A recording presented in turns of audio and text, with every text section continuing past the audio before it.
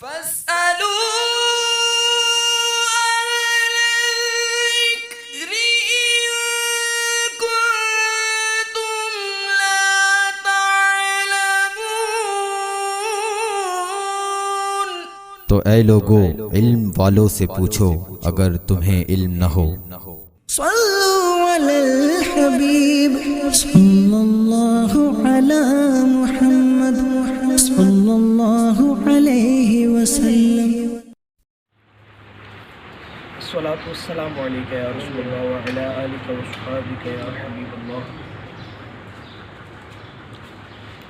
قل اللہم مالک الملک تؤتی الملک ممن تشاء وتعز من تشاء وتذل من تشاء بیدک الخیر انک علی کل شیء قدیر۔ یوں عرض کر اے اللہ مالک ملک کے مالک، تو جسے چاہے سلطنت دے اور جس سے چاہے سلطنت چھین لے،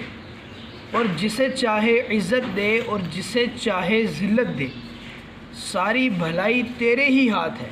بے شک تو سب کچھ کر سکتا ہے۔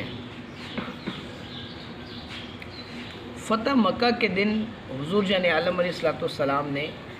اپنے اصحاب کو ایران اور روم کی سلطنت کے فتح ہونے کی بشارت دی۔ ایران اور روم یہ دو وہ سلطنتیں تھیں کہ اس وقت سپر پاور، ان سے ٹکر لینے کا کوئی سوچ ہی نہیں سکتا تھا کہ کوئی ان سے بھی سلطنت چھین لے گا، کوئی نہیں سوچ سکتا تھا۔ اس ٹائم پہ ان سے زیادہ پاورفل ملک کوئی بھی نہیں تھا۔ لیکن جب مکہ فتح ہوا تو یہ عرب کے باسی، چونکہ ان کا کوئی باقاعدہ اس طرح کی فوج کا نظام نہیں تھا، یہ کوئی اس طرح کسی بڑے ملک سے ٹکر لینے کا تو مطلب ان کے وہم و گمان میں بھی نہیں تھا۔ تو جب حضور جان عالم علیہ السلام نے یہ بشارت دی تو اس وقت کے جو کافر تھے، جو ابھی مسلمان نہیں ہوئے تھے، انہوں نے کہا لو یہ بھائی یہ عرب کے چند جناب وہ صحرا نشین یہ کیسے اتنی بڑی سپر پاور کے ساتھ ٹکر لینے کا سوچ رہے ہیں۔ تو انہوں نے مذاق اڑایا تو اللہ تبارک و تعالیٰ نے یہ آیت ارشاد فرمائی کہ ملک اللہ کا ہے، اللہ مالک ہے، جسے چاہے مالک کر دے۔ آج ایک مالک ہے، کل کوئی دوسرا مالک ہو جائے تو یہ کوئی بڑی بات نہیں۔ اور پھر دیکھنے والوں نے دیکھا کہ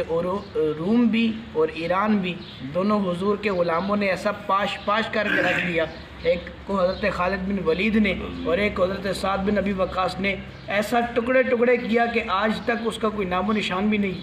کسی کو پتہ بھی نہیں ہے کہ کون سی سلطنت تھی اور کون اس کا شہنشاہ تھا اور کون کیا تھا اور کون کیا نہیں تھا۔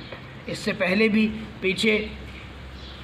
اگر ہم تاریخ کے پیچھے اوراق میں دیکھیں تو سکندر اعظم پوری دنیا پر حکومت کرتا تھا، آج اس کا کوئی نام و نشان بھی نہیں ہے، پتہ بھی نہیں ہے کہ اس کی سلطنت کہاں سے شروع ہوتی تھی اور کہاں ختم ہوتی تھی۔ تو اس لیے اللہ تبارک و تعالیٰ نے ارشاد فرمایا کہ اس بات کی طرف نہیں رہنا چاہیے کہ یہ فلاں جناب اس کی ملک ہے، ملک اللہ کا ہے، جس کو چاہے اس کا مالک کر دے، جس کو چاہے عزت دے، جس کو چاہے ذلت دے۔ جتنے بڑے عزتوں والے تھے بلکہ عزتیں لوگوں میں بانٹنے والے تھے، آج لوگ ان کا نام تک نہیں جانتے، تاریخ میں ان کے نام تک نہیں لکھے ہوئے، اور اپنے دور میں وہ بڑے نمرود کو دیکھ لینا، خدائی کا دعویٰ کرنے والا، قارون جس کے خزانے کی چابیاں 70,000 اونٹ لے کر چلا کرتے تھے، خزانہ نہیں خزانے کی چابیاں،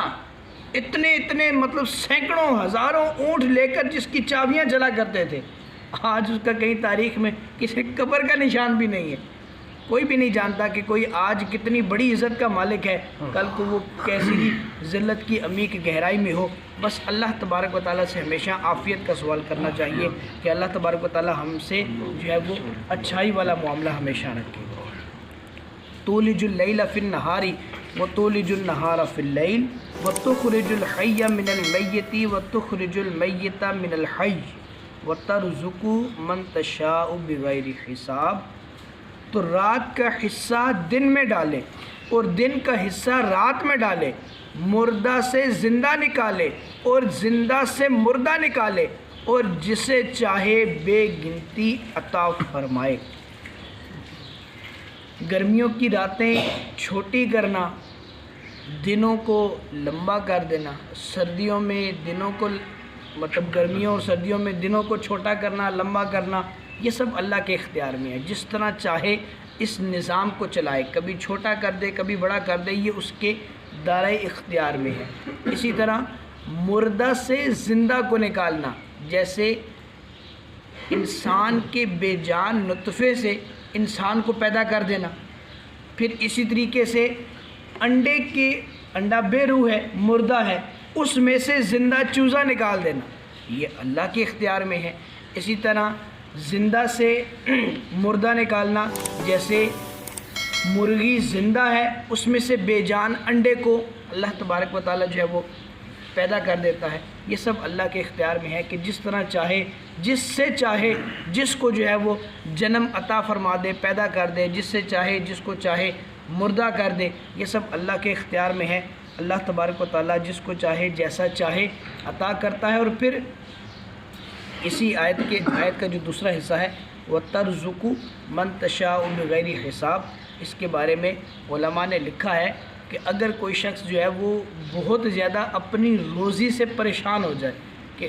اس کی جو روزی ہے وہ اس کے گھر کو کفایت نہیں کرتی، تو اس آیت کو دن کے ابتدا میں جب دن شروع ہوتا ہے جیسے فجر کے بعد 700 دفعہ جو بندہ اس آیت کا ورد کرے، اللہ تبارک جب بھی کسی وظیفے کا تعلق ہو، درود پاک کے تعلق سے ہو، اللہ کا کوئی نام ہو، اسم شریف ہو یا قرآن کی کوئی آیت ہو، تو یاد رہے کہ وہ آیت، وہ وظیفہ ہم نے اس لیے نہیں پڑھنا کہ ہمیں اس سے کچھ مل جائے گا. جیسے مثال کے طور پہ رزق کے لیے یہ وظیفہ پڑھا جائے تو رزق کے لیے نہیں پڑھنا اللہ کی رضا کے لیے ہے کہ یہ قرآن کی آیت ہے، اللہ کی رضا کے لیے پڑھنا. اس سے جو ہونے والے فوائد و ثمرات ہیں وہ بھی اللہ تبارک و تعالیٰ کی رحمت سے عطا ہو جاتے ہیں. کسی کو جلد عطا ہوتے ہیں، کسی کو کچھ وقت کے بعد عطا. ہر ایک کی اپنی اپنی زبان ہے نا. جیسے حضور جان عالم علیہ السلام کی حدیث ہے کہ جو کھانے سے پہلے کھانے کی دعا پڑھ لے گا، جو کھانے کی ہم دعا پڑھتے ہیں بسم اللہ الذی لا یضر مع اسمہ شیء فی الارض ولا فی السماء وهو السمیع العلیم، یہ دعا جو پڑھ لے گا، کھانے میں اگر زہر بھی ہوگا تو اس کھانے والے پر اس کا اثر نہیں ہوگا. تو حضرت خالد بن ولید کے سامنے جب وہ آپ جنگ کے حالت میں تھے تو لوگوں نے کہا جی آپ تھوڑا اپنا خیال رکھیے گا کیونکہ یہاں کا زہر جو ہے وہ بڑا پختہ ہے، اور لوگ جب یہ زہر اگر کوئی آپ کو بھولے سے کوئی دے نہ دے کہ کیوں آپ اسلام کے بہت بڑے سپہ سالار ہیں تو آپ نے اپنے کھانے کا بڑا دھیان رکھنا ہے. کسی نے آپ کی توجہ دلائی تو آپ نے کہا بھئی اچھا یہاں کے عجم کا زہر کیسا ہے، ذرا مجھے بھی تو پتہ چلے، میں بھی دیکھوں کیسا زہر ہے. تو وہ زہر جب ان کے سامنے پیش کیا گیا تو آپ نے 3 دفعہ، روایتوں میں ملتا ہے کہ آپ نے 3 دفعہ یہی دعا پڑھ کے اس زہر کو کھا لیا. آپ کے جسم نازنین پر اس نے ذرا بھی اثر نہیں کیا،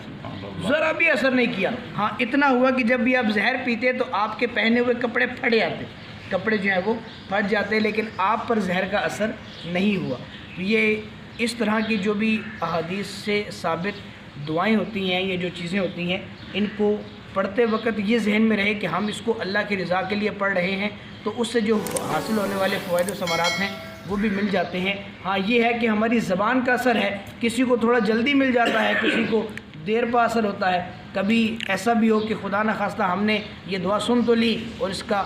فائدہ بھی سن لیا. ہم کھانا کھاتے ہیں تو اس سے بعض اوقات جو ہے وہ ہمیں اس کے اندر کچھ مضر اثرات ہیں اور وہ ہمارے جسم پر اثر کرے، تو اس کا مطلب یہ نہیں کہ اس دعا میں کوئی غلطی یا اس حدیث میں کوئی غلطی، دعا اور حدیث میں غلطی نہیں بلکہ ہمارے پڑھنے میں غلطی ہے. ہم نے صحیح تلفظ سے نہیں پڑھنا یا اس میں کوئی لفظ چھوڑ گئے یا ہمیں صحیح پڑھنا نہیں آتا تو وہ ہماری اپنی غلطی تصور کی جائے گی، نہ کہ حدیث میں. چونکہ حدیث جو ہے وہ اصدق الصادقین، سب سے سچے رسول نے وہ زبان سے ارشاد فرمائی ہے، اس میں کوئی شک نہیں ہے. ہمارے پڑھنے میں غلطی ہو سکتی ہے. اللہ مجھے اور آپ کو عمل